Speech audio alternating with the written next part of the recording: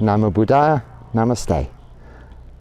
Back from Bangalore to my little retreat here on the west coast of South India, and hoping to answer, well, one of your questions today. This won't be a long talk because 2 nights in a row I've been travelling overnight on the bus, the government bus, which is just a ordinary sitting bus for 12 hours each way. And then yesterday at the monastery, the Mahabodhi Society of Bangalore, with my brethren, my monastic family, reinforcing our Sila, reminding ourselves of Sila. I have made a couple of videos helping us all to remember the purpose of the precepts, their support to our practice, and the use thereof. Not rules, but practices in addition to our meditation. Sila is in itself a practice that helps us keep mindfulness and helps us develop wholesome mind states. It helps us with our samadhi, or the development of samadhi, by freeing our consciences and allowing us to sit comfortably with ourselves and enjoy our practice. And they are our greatest support. Also, our greatest gift of dana. Dana is giving to all beings by their very nature of, in summary, all 5 precepts for lay people of no killing, stealing, sexual misconduct, lying, or the taking of intoxicants are to do no harm, like the doctor's Hippocratic oath, either to oneself, do no harm, or to all other beings. And if this is your ethos in life, you can do no wrong. And this is by far the greatest gift you can give, the gift of fearlessness. And my gift, I hope, to you, my act of giving to you, dana, is Dharma dana, if you like, to offer you my interpretation through experience, and I will say through experience more than study, just preempting the question that's coming up, because I am a great believer as a forest monk, a practicing meditative monk, in the practical applications of the Buddha's teachings in both monastic life and lay life, in order to improve this life and ultimately become free from suffering, but without taking on the burden of a whole doctrine or dogma or learning process, but by simply adhering to the Buddha's teachings and practicing well. And like I said yesterday or the day before, the Buddha actually said, time marches relentlessly on. How well are you spending your days?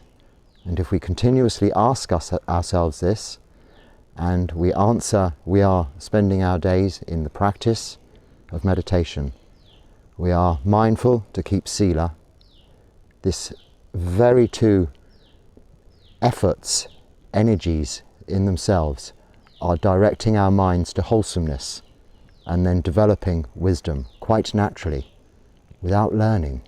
A wisdom that isn't the result of learning intellectual information, the acquisition of knowledge.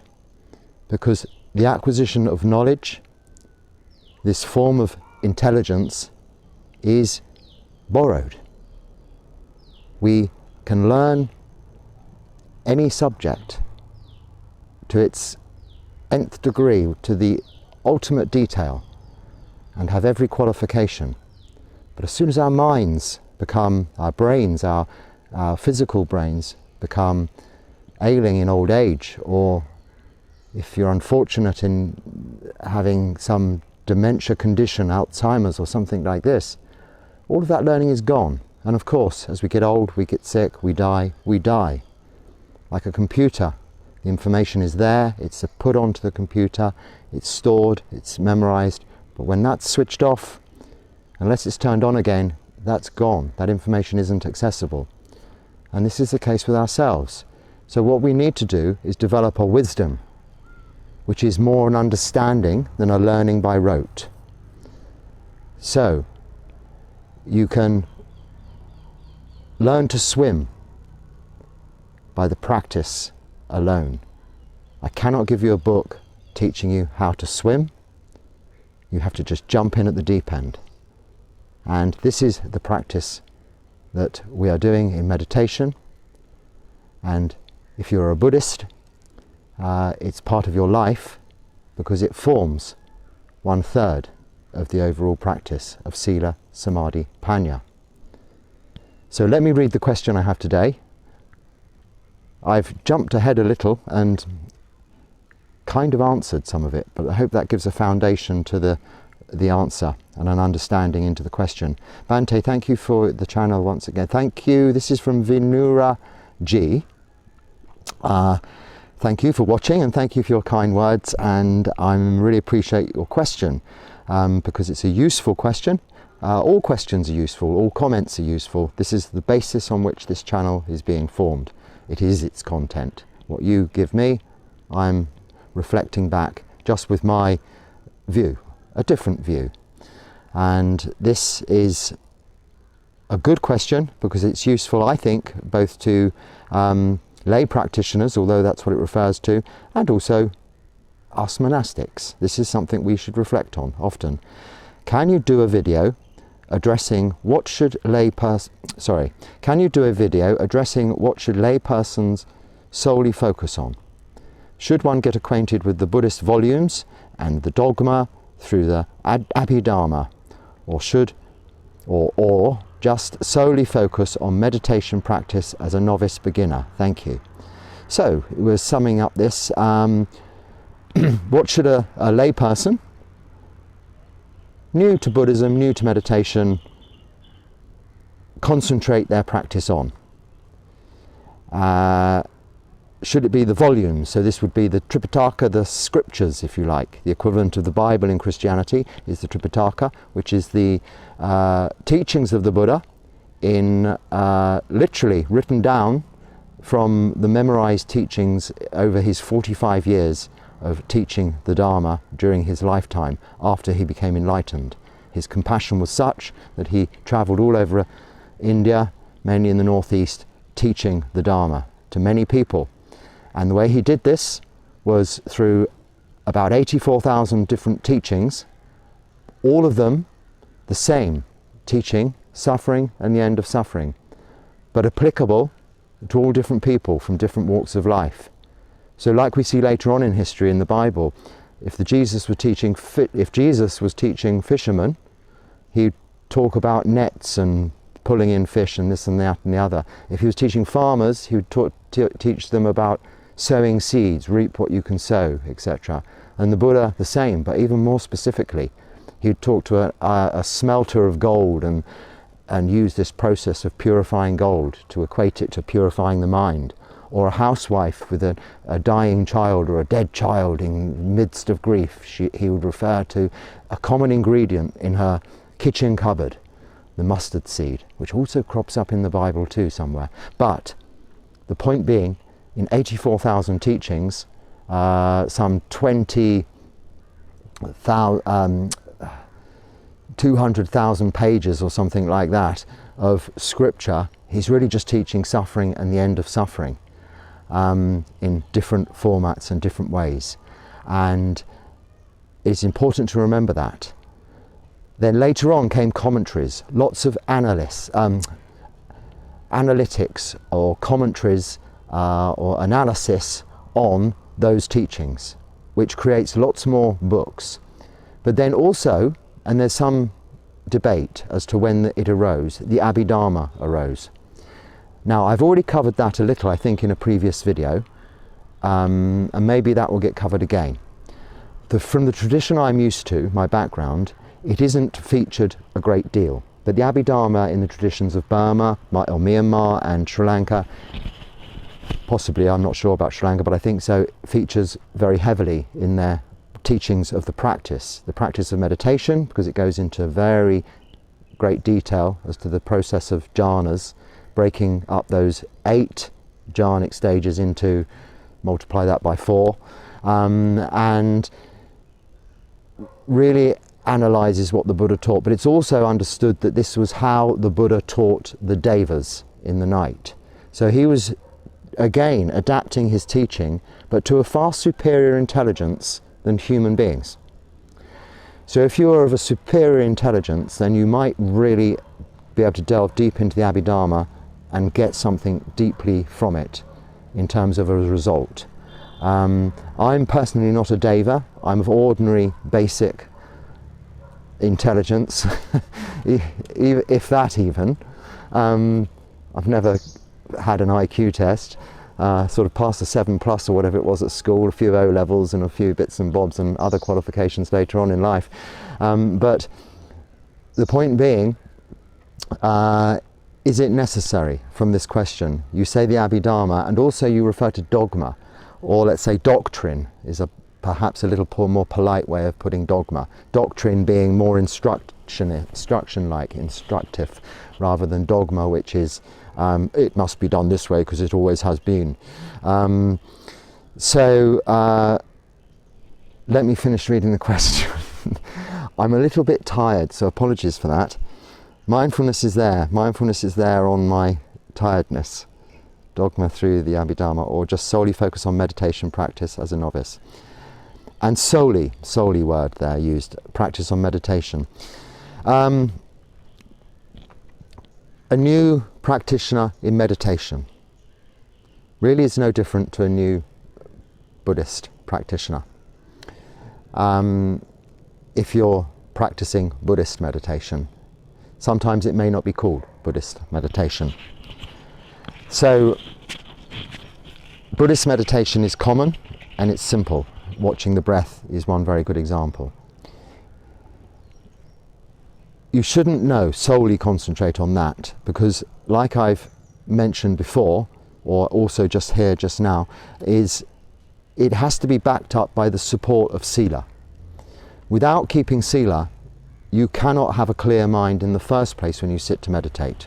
Just for example, if you've told a lie, if you've stolen something, you've done something a little bit offensive to somebody else, or even done something that is potentially of harm to yourself, this is going to be in your mind, on your mind, even if it's not at the forefront of your mind, in the back of your mind, or even in your subconscious when you come to meditate.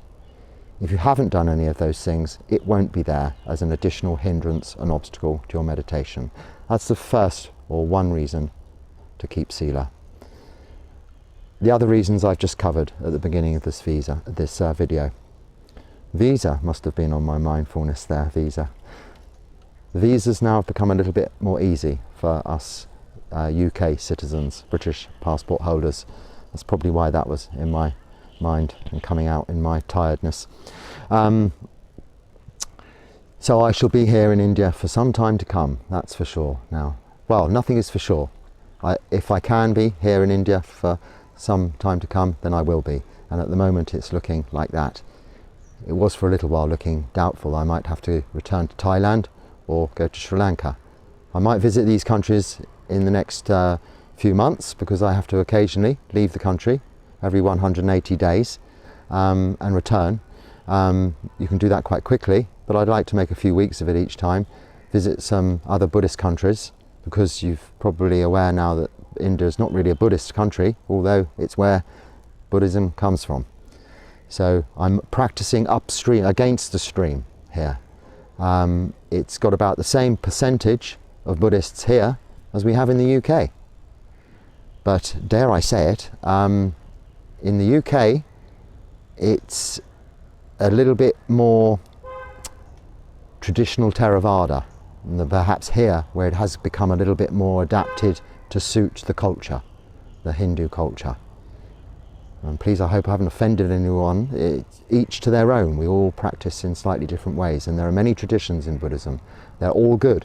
They all are based on the Four Noble Truths and the Noble Eightfold Path, or suffering and the end of suffering. That's all that matters.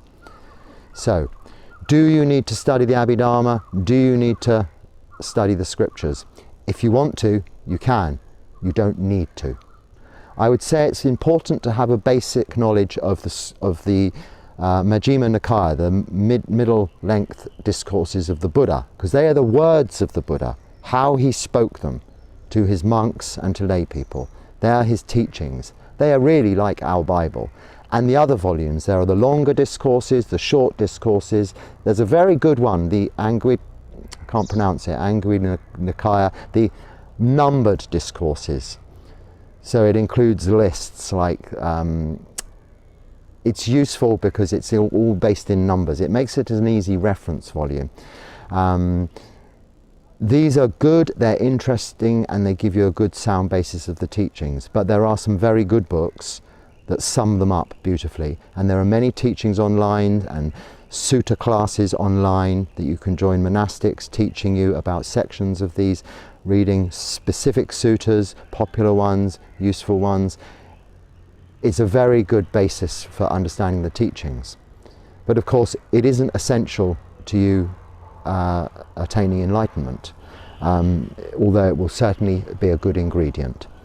And it shouldn't be considered as something one has to learn in a particular format or language or method. It should be something that's read, enjoyed and understood as a conducive extra to our practice. As far as the Abhidharma is concerned, I'm not the person to ask.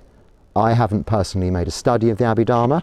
I haven't seen it as relevant at all, although I have a notion of its content, but I don't rely on that or need that for my day-to-day practice.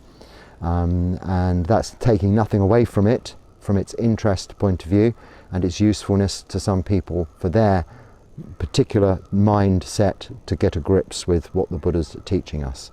But he did teach a very simple teaching, and he was teaching the majority of the time very simple people. So why make it complicated? If something works, you don't need to try and fix it. It's as simple as that. And the Noble Eightfold Path is the teaching we need to apply to our lives, and the rest can be learned in the best Buddhist instruction book there is. And the Buddha told us where that is. It isn't anywhere. You can go to the ends of the world or the universe looking.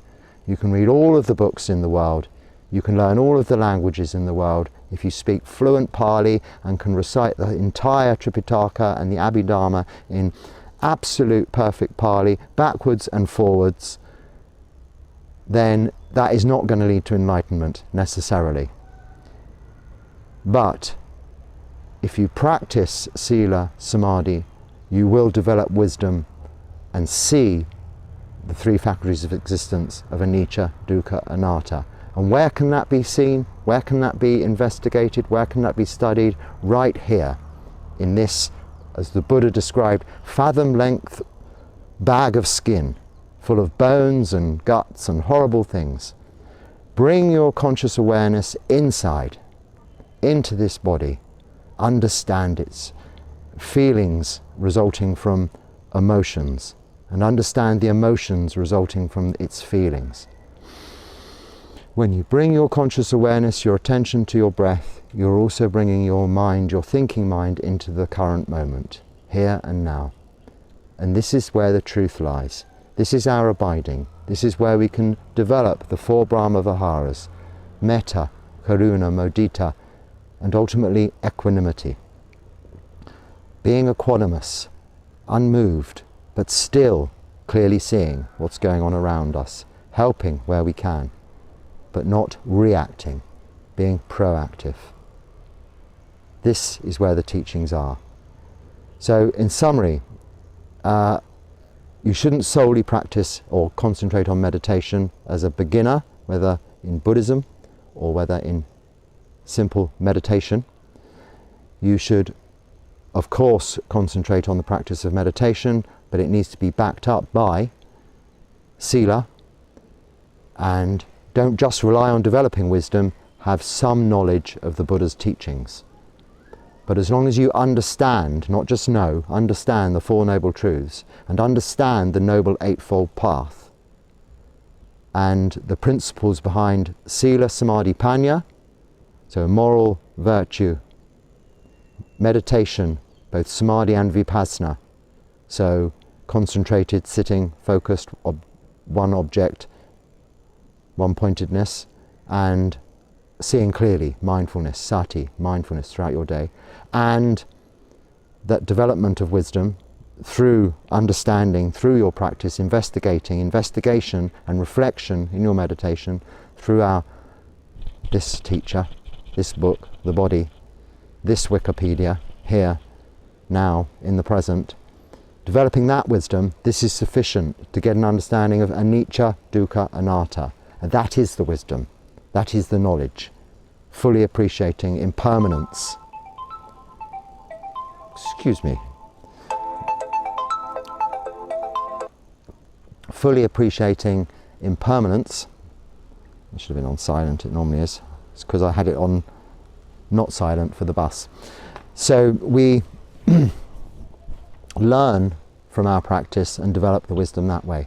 But then in addition you can pick and choose from the immense library of Buddhist teachings, the Buddhist teachings in the scriptures and also later added commentaries, which is also very useful. So hopefully that answers your question. Let me just double check. This person's not going to stop ringing now. How do I stop that? Okay. Abhidharma, I'll just solely focus on. So the new beginner, yes, you should concentrate on all three things: Sila, Samadhi, Panya,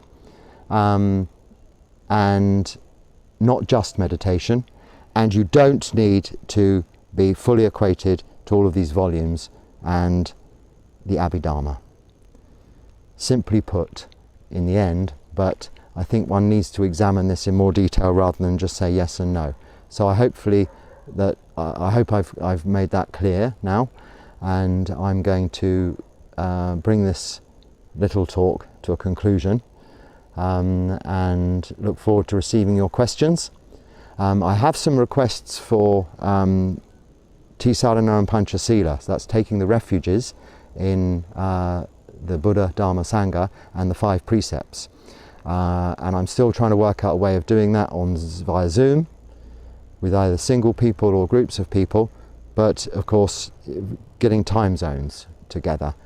I mean, it's easy enough to do from my point of view. I just need people to give me some more information, ask me when they want me to contact them to do that. I'm just getting, can you do it? And yes, saying yes, I can do that. Please tell me when to set up a Zoom meeting and I'll do that, no problem at all. Or WhatsApp or Line or whatever those other things are. I can, if I haven't got it, I can get it, I'm sure. It's not too much problem.